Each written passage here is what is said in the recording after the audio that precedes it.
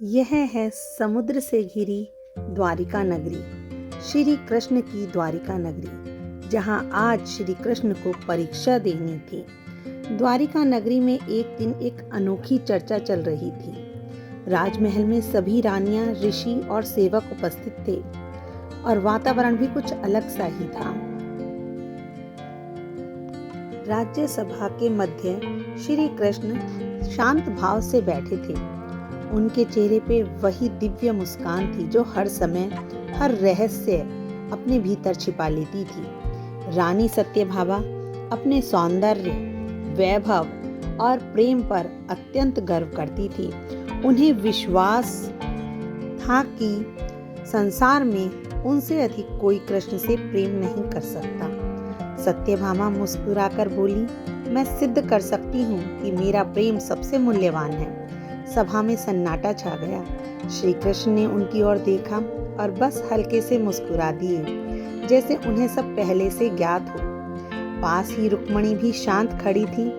न उनके चेहरे पर अहंकार था, न कोई प्रतिस्पर्धा, केवल निर्मल प्रेम। सत्यभामा ने आदेश दिया, स्वर्ण तुला लाओ, आज मैं अपने प्रेम से कृष्ण को तोलूंगी। विशाल स्वर्ण तुला लाई गई। श्री कृष्ण स्वयं एक पलड़े पर बैठ गए, पूर्ण शांत और स्थिर। सत्यभामा ने अपने हार, कंगन, मुकुट, आभूषण उतारकर दूसरे पलड़े में रखना शुरू कर दिया। धीरे धीरे सोना, रत्न और बहुमूल्य वस्तुएं तुला पर ढेर की तरह जमा हो गईं। पर आश्चर्य, यह क्या, तुला पर कृष्ण वाला पलड़ा जरा भी नहीं हिला। सत्यभामा चकित रह गईं। उन्होंने सोचा, इतना धन भी पर्याप्त क्यों नहीं। उन्होंने पूरा राज खजाना मंगवा लिया। सोने के पात्र, रत्न और बहुमूल्य धन सब तुला पर रख दिए गए। फिर भी तुला वैसी की वैसी रही। कृष्ण का पलड़ा अब भी भारी था।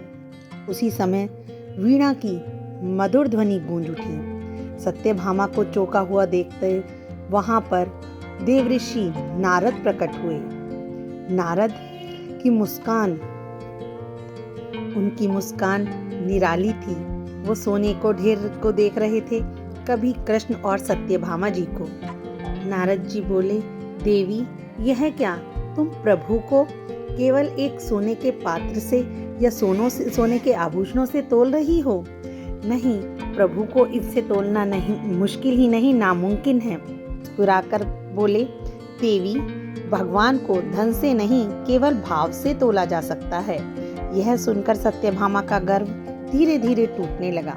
उनके चेहरे पर चिंता और असमंजस स्पष्ट दिखने लगा। तभी रुक्मणी जी धीरे धीरे आगे बढ़ी।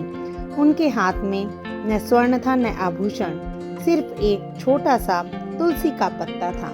उन्होंने आंखें बंद कर और भगवान की मन ही मन प्रार्थना की कि हे प्रभु, यदि मेरा प्रेम निष्काम और सच्चा है तो यह तुलसी ही पर्याप्त है। रुक्मणी ने प्रेम से वह तुलसी का पत्ता सोने के विशाल ढेर के ऊपर रख दिया। जैसे ही तुलसी का पत्ता रखा गया, तुरंत तुला झुक गई। कृष्ण वाला पलड़ा ऊपर उठ गया और तुलसी वाला नीचे। सभा स्तंभ रह गई। श्री कृष्ण वहां खड़े खड़े मुस्कुरा रहे थे और वो धीरे से मुस्कुराकर बोले, देवी, स्वर्ण में मूल्य है पर प्रेम में समर्पण है। रुक्मणी ने मुझे धन से नहीं, निर्मल प्रेम से तोला है। और उस दिन सत्यभामा समझ गईं कि कृष्ण को सोने से नहीं, केवल सच्चे प्रेम से जीता जा सकता है। यही राधा कृष्ण के प्रेम की अमृत कथा है। उस दिन सत्यभामा अच्छी तरह समझ गई थी कि प्रेम का वजन वास्तव में सब पे भारी है। प्रेम की शक्ति सबसे बड़ी है, जो सबसे आगे है और वो किसी को भी अपना कर सकती है। धन्यवाद। आपको ये कहानी कैसी लगी? इसे लाइक, शेयर, सब्सक्राइब करें और आप इसके अंत में राधे कृष्ण जरूर लिखें अगर आपको यह कथा पसंद आई हो तो। धन्यवाद।